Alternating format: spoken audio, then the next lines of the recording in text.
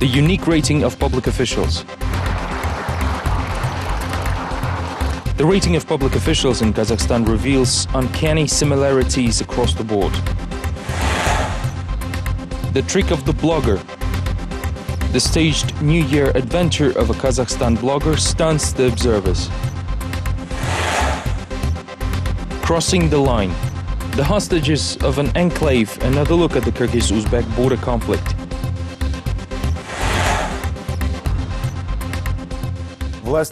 Hello, I'm Asylbek Abdulov and you're watching Vlast KZ on KpLus channel. В новый 2013 год страна вступила с новыми тарифами.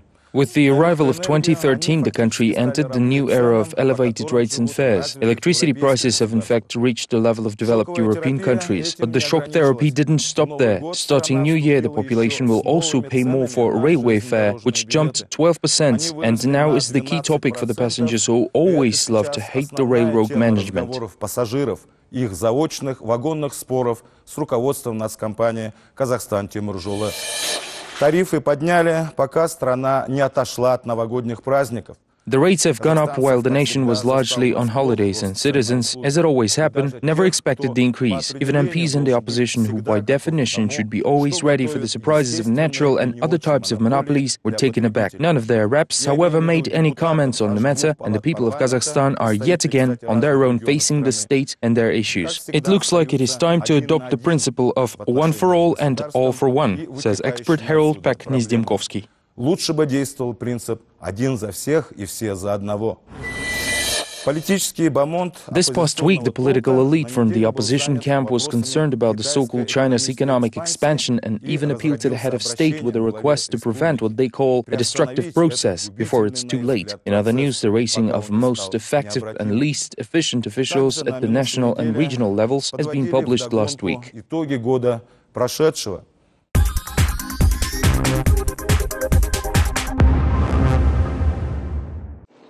I was, am, and will remain our national leader's assistant. These words may hold a secret to the most loyal and now the most effective politician in Kazakhstan. Karim Masimov is the best working official in the country according to Rating.KZ research agency.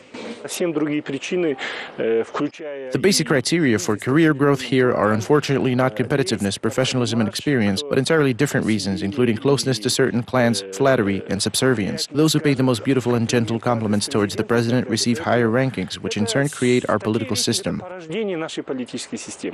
The long-living prime minister and current head of the president's administration was ranked first for lack of disorder in Zhanaozian over the one-year anniversary of the tragic events. According to experts, it was the president's administration that played a key role as a controlling and ideological organ in computing risk and taking measures ahead of time. It seems a big part of that was the national leader's early address on December 14th when he congratulated the country with early Independence Day. Not only congratulated, but told the country about its bright future awaiting it in the year 2050 and shared the good news that the goals outlined for 2030 were met early. How can you take it seriously? If we still have no water, mobile networks, even electricity, and the healthcare system is degrading, how can we talk about achieving Program 2030?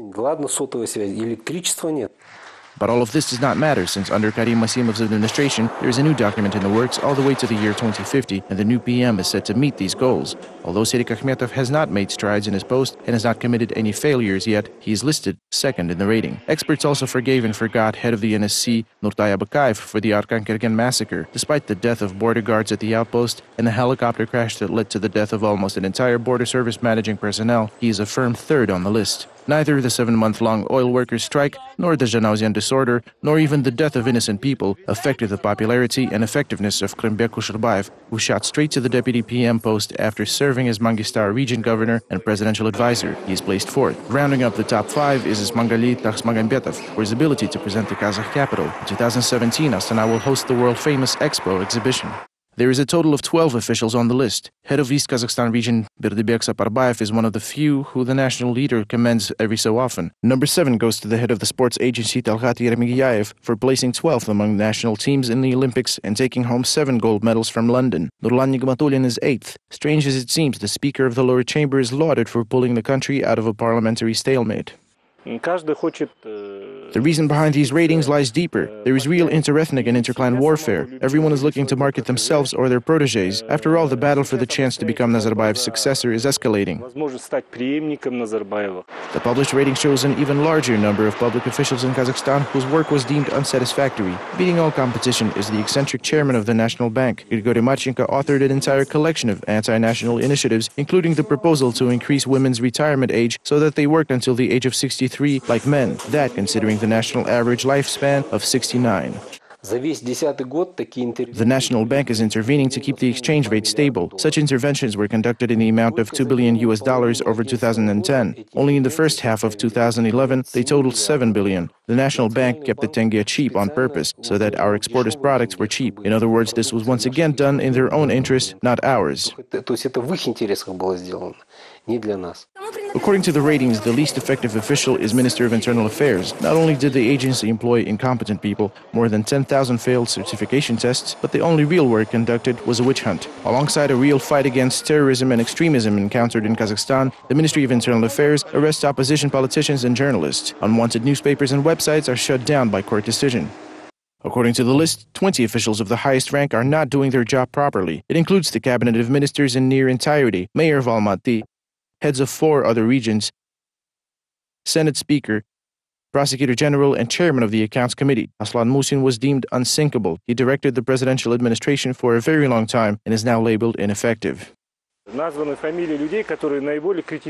These various ratings are becoming trendy, and of course there is some truth to them.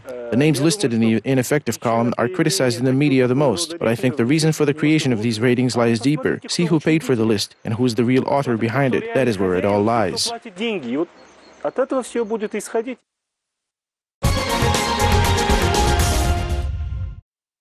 Самым эффективным чиновником 2019 года признан Карим Масимов. Karim Masimov, the president's chief of staff, was recognized the most effective official in Kazakhstan in 2012. Last year, he headed the government and the population sees his work as more or less acceptable, which is the reason many people see his current leadership achievements a little far-fetched. Grigory Marchenko, the head of the National Bank, was recognized the most inefficient public servant. It is hard to argue against this, since Marchenko himself has done a lot to win the title of the least popular official. Just recently, he was labeled the title Anti-Hero of the Nation by NGOs for overzealous promotion and implementation of anti-popular and anti-social reforms.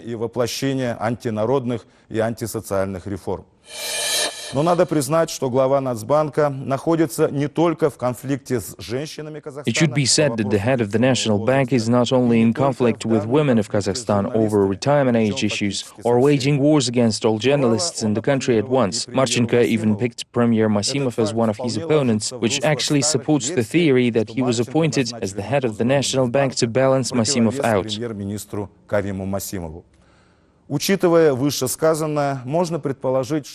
Considering all of the above, it can be assumed that the rating of the least effective official was given to Marchenko as Masimov's response to put down the head of the National Bank. Of course, it is only true if we assume that the winning official has indeed ordered the rating in the first place. Новогодние аллюзии еще в ходу, и как предварялся фильм «Ирония судьбы» или «С легким паром». The magic of holidays is still on people's minds, but some of it leaves a bad taste in many mouths. Everyone loves a good disappearance trick, but when it happens to Kazakhstan's human rights activists and independent bloggers, most people assume the worst. After all, the occupation is considered risky in the country, so it's very far from laughing matter, as Tokbergen Abiyev learned over the few past days.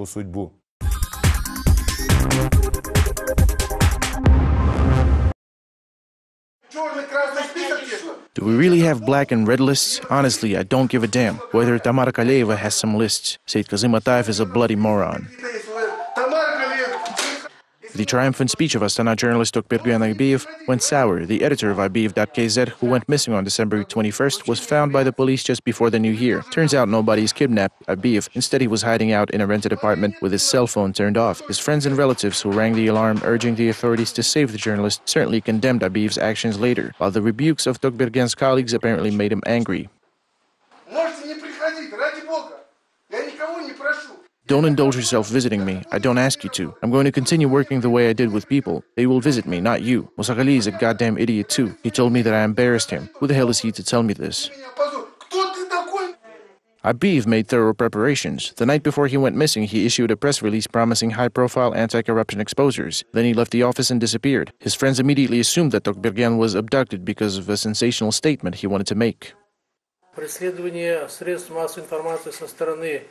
With all the persecution of the media by the political leadership of the country and the fact that corruption became so unpunished these days, it all makes sense.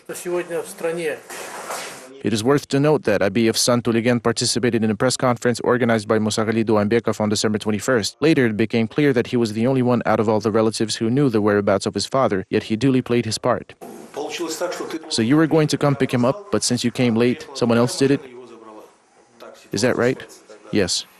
Head of Adil Soy's Foundation for Freedom of Speech, Tamara Kaleva, was among the first who started to appeal to respective agencies about the missing journalist. In fact, she was also the first one to respond to the staged incident by stating that the editor of Vlast KZ is now placed on the blacklist of Journalist Protection Foundation. Вот этот его поступок безобразный, он долго будет аукаться на многих других журналистов Казахстана, которые могут... That ugly prank of his will have a long-lasting effect on other journalists of Kazakhstan, who I believe might and will be endangered. However, when something happens, everyone in our country, including the police, Western human rights organizations, and embassies at first, will be wondering if it has only been staged by the journalist himself in order to gain something.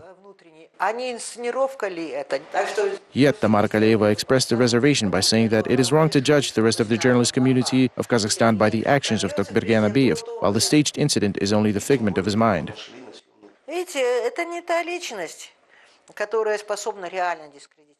He is not the person who can actually discredit the rest of journalists. He is very ambiguous, an amateur, far from being professional. In fact, he has a criminal record. He is a man of questionable moral, ethical, and professional principles. It would have been very unfortunate only if he was really respected by the journalist for his professional and personal qualifications. Most likely, it was his own initiative. After the scandalous press conference, our filming crew managed to meet with Mr. Abiyev in a relaxed atmosphere and ask him why he did it. The answer was simple. The chief editor of the website wanted to personally meet the president and pass the information on corrupt activities of senior public servants. It is my journalistic duty. People do trust me and call me every day asking for advice. Yet I am neither a chief state prosecutor nor the president. I do what I can. So in order to convey this information to the authorities, I had to pull this. According to Abiyev, another reason for his actions was a slow investigation of the missing journalist of Zakon и Pravosudие newspaper, Oralgaysha Omarshanova. She went missing in the spring of 2007 following a series of sharp publications about the activity of Kazakhmys company, and her whereabouts are still unknown. Oralgaysha held a journalistic investigation of the murder of Sagit Shakputov, who was accused by security forces of organizing a criminal group and embezzlement of millions of dollars from Kazakhmys Corporation. The following passage is an excerpt from her publication of the statement made by Karaganda region residents. Starting December 4th, 2006, the police officer Yuri Ogay began to organize raids by armed people in masks in our cities, framing friends of Sagit with possession of explosives and drugs and putting them all into custody in order for them not to figure out who really contracted Sagit's assassination. Using media, the police officer Yuri Ogay and chairman of Kazakhmys Corporation, Eduard Ogay, presented Sagit as a criminal who was killed in a showdown for power and spheres of influence, but it is not true. In the early days of the investigation, Abiyev, who was in charge of the newspaper that employed Omarshanova, claimed not to be involved with the materials on million-dollar shadow transactions. However, nowadays, following the self-abduction that failed, he has a different story. Basically, I wrote all these articles. I wrote everything she published. She would only give me the information, and then I did the processing and editing. As for her disappearance, every police officer knows that she had close connections with the criminal kingpin Serik Galava, who was a crime lord back then. I warned her that these connections won't do her any good. The editor's biggest dream is to present his projects on how to eradicate corruption in Kazakhstan to the leader of the nation. Abiyev says that his ideas are indeed noteworthy. In no time. I promise you there will be no corruption in a few months. They will not even have to do it themselves. Should the president introduce my project into the government, it would be beneficial for the entire country and the head of state himself. The whole world will talk about this. I want to suggest something very simple but genius, and I don't mean to brag either.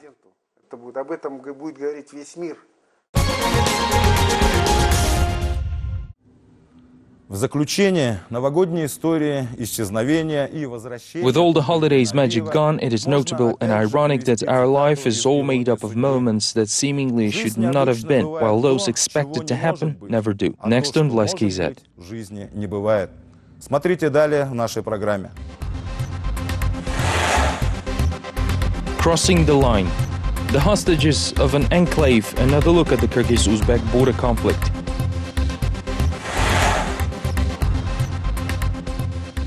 Stay with us, Vlast KZ will return with more in a couple of minutes.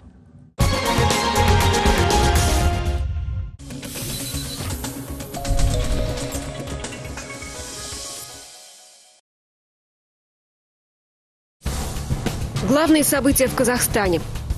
Достоверные факты. Эксклюзивные комментарии. Читайте в Казахстане информационно-аналитический портал «Республика». Чтобы обойти блокировки, воспользуйтесь доменом respublicas.info.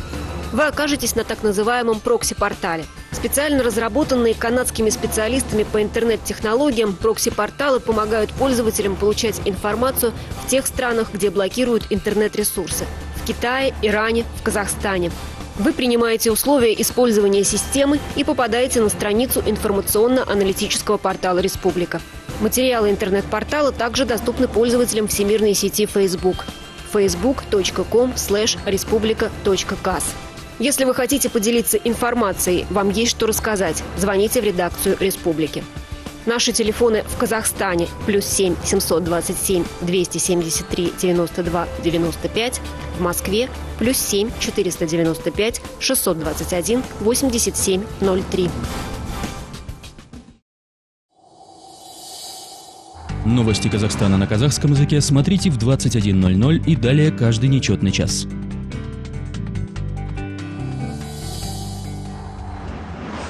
Новости Казахстана на русском языке в 22:00 и далее каждый четный час. Новости Казахстана на английском языке смотрите в 16:30, 17:30, 18:30 и 19:30 со вторника по субботу. Время Астаны.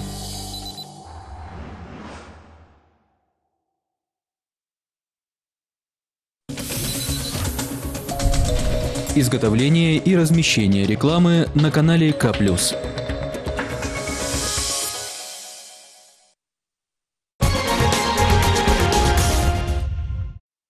Основной причиной конфликта около анклава Сох Kyrgyz political scientists believe that the key reason for the conflict at Kyrgyzstan's enclave Sokh lies in, quote, the desire of Uzbek party to prevent the joint Kyrgyz-Russian construction of a hydropower plant. In a formal explanation, Uzbekistan indicated that the problem was due to maintenance works of a Kyrgyz border station. The post was officially opened by Kyrgyzstan's Prime Minister Jantoros Atabaldiyev in December last year, and after the new year, border guards started laying power lines to connect the station to the grid. This led to the discontent of local residents who gathered next to the borderline and attempted to interfere with works. When shots were fired into the air, it was already too late to prevent the further escalation of the conflict, complete with plunder, assaults, and even hostage-taking.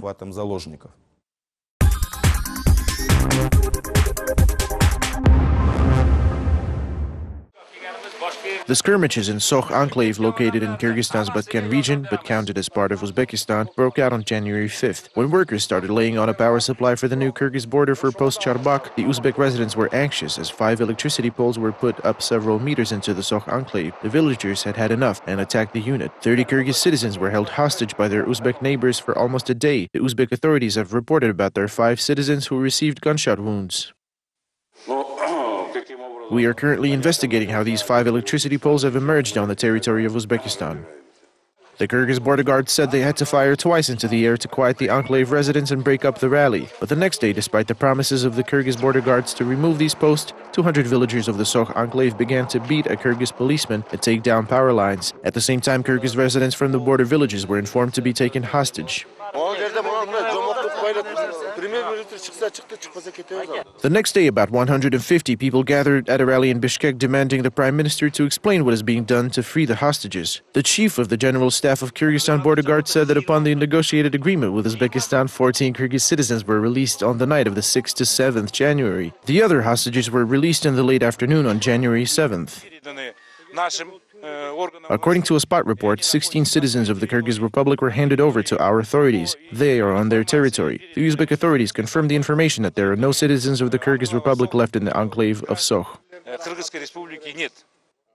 According to the Uzbek media, the conflict was provoked by the Kyrgyz border guards. Referring to the press service of the Committee for State Border Protection of National Security Service, Kyrgyz border guards continued poles construction despite crossing the border, which erupted into violence between the inhabitants of the Uzbek village, Hushiyar, and the Kyrgyz military. During the incident in Sokh, 5 Uzbek citizens were dangerously wounded by the Kyrgyz border guards, whose reckless and illegal actions fueled tensions in the Uzbek-Kyrgyz border areas. On January 9th, at the Council's meeting to ensure security and order held in Bishkek, it was decided to create an interagency commission to investigate all the circumstances that triggered the conflict along the Kyrgyz-Uzbek border. The geopolitics expert Turat Akimov considers that the investigation of the incident will not solve anything, as the conflict was deliberately fueled. It was not just a minor friction which would probably culminate in a mutual stabbing. Hostage-taking proves the fact that the incident was premeditated. Uzbekistan clearly demonstrated the will to resist, which must be seriously considered by the Kyrgyz government, as such skirmishes can break out at any time and in any part of the Kyrgyz-Uzbek border area. The residents of Batken region also say it was a premeditated action. The witnesses told to their relatives on the phone that not civilians but people in uniform took the residents of the Kyrgyz villages hostage.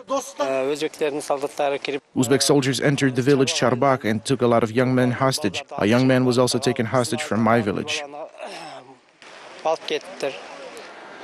According to Turat Akimov, the president of Kyrgyzstan had to be aware of force methods the neighboring country could use. In September last year, at the meeting with Nursultan Nazarbayev, president of Uzbekistan Islam Karimov, who agreed to participate in the construction of a hydroelectric power chain on the Naren River, said that water issues may cause conflicts. This is a serious confrontation, and it may even lead to a war in the region.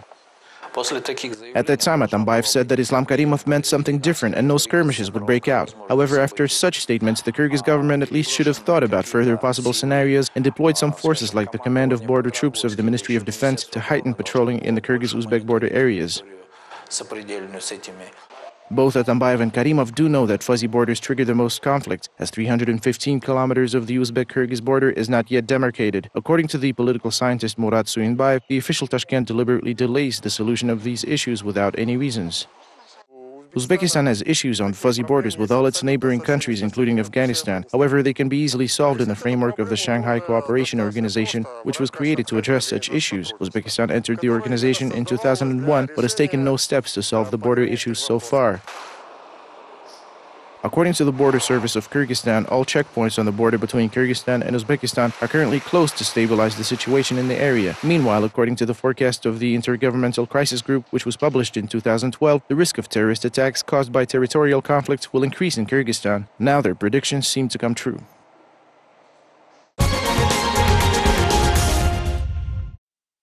Вы смотрели программу. This was Vlast KZ on KPLUS channel. Join us next Monday for more trends, highlights, and a look into personalities of the week. Goodbye.